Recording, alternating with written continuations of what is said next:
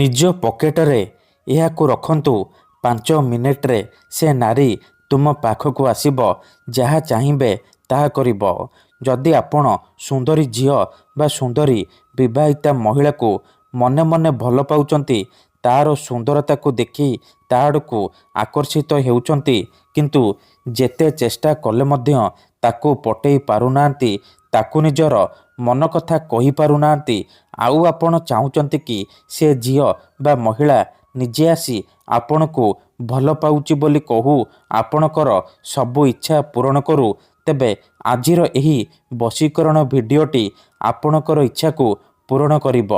କେବଳ ଆପଣଙ୍କୁ ନିଜ ପକେଟରେ ଏହି ଜିନିଷ ରଖିବାର ଅଛି। ଗ୍ୟାରେଣ୍ଟି ଦେଉଛି, ମାତ୍ର 5 ମିନିଟରେ ସେ ଝିଅ ହେଉ ବା ବିବାହିତା ନାରୀ ଆପଣଙ୍କ ବଶରେ ହେଇଯିବ। ଯାହା ଚାହିଁବେ ତାହା କରିବ। ଏହି ବଶୀକରଣ ସାହାଯ୍ୟରେ ହଜାର ହଜାର ଲୋକମାନେ ଲାଭବାନ ହେଇଛନ୍ତି। ନିଜ ପସନ୍ଦର ସୁନ୍ଦରୀ ଝିଅକୁ ଅତି ସହଜରେ ପଟେଇ ପାରିଛନ୍ତି। ତେଣୁ ଆପଣ ବି ଗୋଟିଏ ଥର ନିଜ ପକେଟରେ ଏହି ଜିନିଷ ରଖନ୍ତୁ। ଗ୍ୟାରେଣ୍ଟି ଦେଉଛି, ଯେଉଁ ଝିଅ ପଟୁନଥିଲା ସେ ଝିଅ ଆପେ ଆପେ ପଟିଯିବ। ନିଜେ ଆସି ଆପଣଙ୍କୁ ଭଲ ପାଉଛି ବୋଲି କହିବ।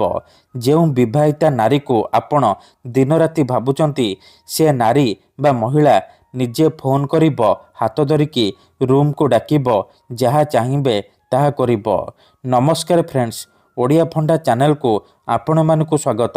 ଆଜିର ଏହି ଭିଡ଼ିଓଟିରେ ମୁଁ ଆପଣଙ୍କୁ ଶିଖେଇବି ଆପଣ କିପରି ଝିଅ ପଟେଇ ପାରିବେ, ବିବାହିତା ନାରୀକୁ ପଟେଇ ପାରିବେ, ତାଠାରୁ ନିଜର ମନ ମୁତାବକ କାମ ହାସଲ କରିପାରିବେ।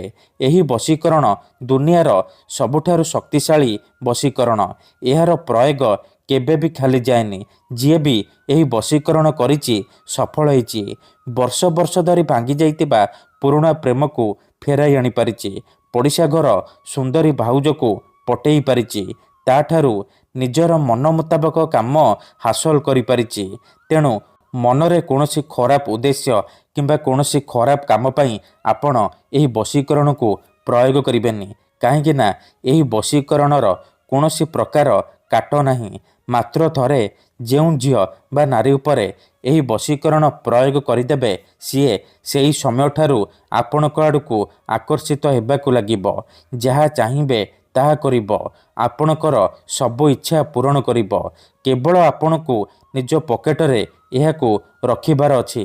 ତାପରେ ଦେଖିବେ ଚମତ୍କାର।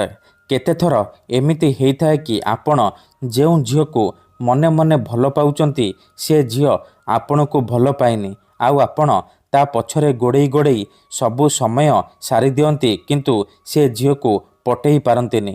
ଯଦି ଆପଣ ବି ଏହିପରି ପରିସ୍ଥିତିରେ ପଡ଼ିଛନ୍ତି, ଯେତେ ଚେଷ୍ଟା କଲେ ମଧ୍ୟ ସେ ଝିଅକୁ ପଟେଇ ପାରୁନାହାନ୍ତି, ତେବେ ମୋ କଥା ମାନି ଆଜି ନିଜ ପକେଟରେ ଏହି ଜିନିଷ ରଖିଦିଅନ୍ତୁ। ସେ ଝିଅ ନିଜେ ଆସି ଆପଣଙ୍କ ସହିତ କଥା ହେବ, ଆପଣଙ୍କୁ ଭଲ ପାଉଛି ବୋଲି କହିବ। ଆପଣଙ୍କ ପ୍ରେମରେ ଏମିତି ଦିବାନୀ ହେଇଯିବ କି ଆପଣଙ୍କୁ ନ ଦେଖି ଗୋଟେ ମୁହୂର୍ତ୍ତ ବି ରହିପାରିବନି। ଏହି ବଶୀକରଣ ସାହାଯ୍ୟରେ ଆପଣ ଶାଶୁ, ନଣନ୍ଦ, ଦିଅର, ଭାଉଜ କାହାକୁ ବି ନିଜ ବଶରେ କରିପାରିବେ। ତାଠାରୁ ନିଜର ମନ ଚାହୁଁଥିବା କାମ ହାସଲ କରିପାରିବେ। ତେବେ ଏହି ବଶୀକରଣ ଆପଣ କିପରି କରିବେ, କେମିତି କରିବେ, ଏହାର ପ୍ରୟୋଗ ବିଧି କ'ଣ, ମୁଁ ଆପଣଙ୍କୁ ଶିଖେଇବି। ସମ୍ପୂର୍ଣ୍ଣ ପ୍ରୟୋଗ ବିଧି ମୁଁ ଆପଣଙ୍କୁ ଶିଖେଇବି।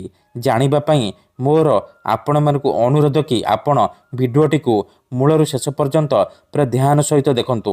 ଠିକ୍ ଅଛି, ତେବେ ଯାଇକି ଆପଣ ସମ୍ପୂର୍ଣ୍ଣ ପ୍ରୟୋଗ ବିଧି ଠିକ୍ ଭାବରେ ଜାଣିପାରିବେ। ଅଧାରୁ ଛାଡ଼ିକି ପଳେଇଲେ କିମ୍ବା କାଟି କାଟି ଦେଖିଲେ ଆପଣ କିଛି ବି ବୁଝିପାରିବେନି। ପରେ ଆପଣ କହିବେ, ଗୁରୁଜୀ ଆପଣଙ୍କର ବଶୀକରଣ କାମ କରୁନି। ଦେଖନ୍ତୁ, ବଶୀକରଣ ବିଧି ଜାଣିବା ପୂର୍ବରୁ ଗୋଟିଏ ଛୋଟିଆ କଥା ଜାଣି ରଖନ୍ତୁ। ବଶୀକରଣ ଏମିତି ସେମିତି କାମ କରେନି। ମନରେ ସମ୍ପୂର୍ଣ୍ଣ ବିଶ୍ୱାସ, ନିଷ୍ଠା ଆଉ ଏକାଗ୍ରତାର ସହିତ ଆପଣଙ୍କୁ ଏହି ବଶୀକରଣ କରିବାକୁ ପଡ଼ିବ। ତେବେ ଯାଇ ମୁଁ ଆପଣଙ୍କୁ ଗ୍ୟାରେଣ୍ଟି ଦେଉଛି, ଆପଣ ଯେଉଁ ଝିଅ ବା ନାରୀକୁ ପଟେଇବାକୁ ଚାହୁଁଛନ୍ତି, ତାକୁ ମୁହୂର୍ତ୍ତକ ଭିତରେ ପଟେଇ ପାରିବେ। ତାଠାରୁ ନିଜର ମନ ମୁତାବକ କାମ ହାସଲ କରିପାରିବେ। ମନେ ରଖନ୍ତୁ, ଏହି ବଶୀକରଣ ବିଧିକୁ ଆପଣ କେଉଁ ବି ବାରରେ କରିପାରିବେ, କିନ୍ତୁ ଯେବେ ବି କରିବେ ରାତି ବେଳା କରିବେ। ଠିକ୍ ଅଛି।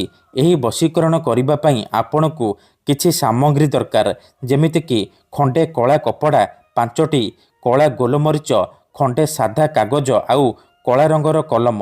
ଏତିକି ଜିନିଷ ଆଣିସାରିବା ପରେ କ'ଣ କରିବେ, ନିଜ ଘରେ କୌଣସି ଏକ ଜାଗାରେ ଚୁପଚାପ ବସି ପଡ଼ିବେ, ଯେଉଁଠାରେ ଆପଣଙ୍କୁ କେହି ଦେଖିବେନି କିମ୍ବା ଡାକିବେନି।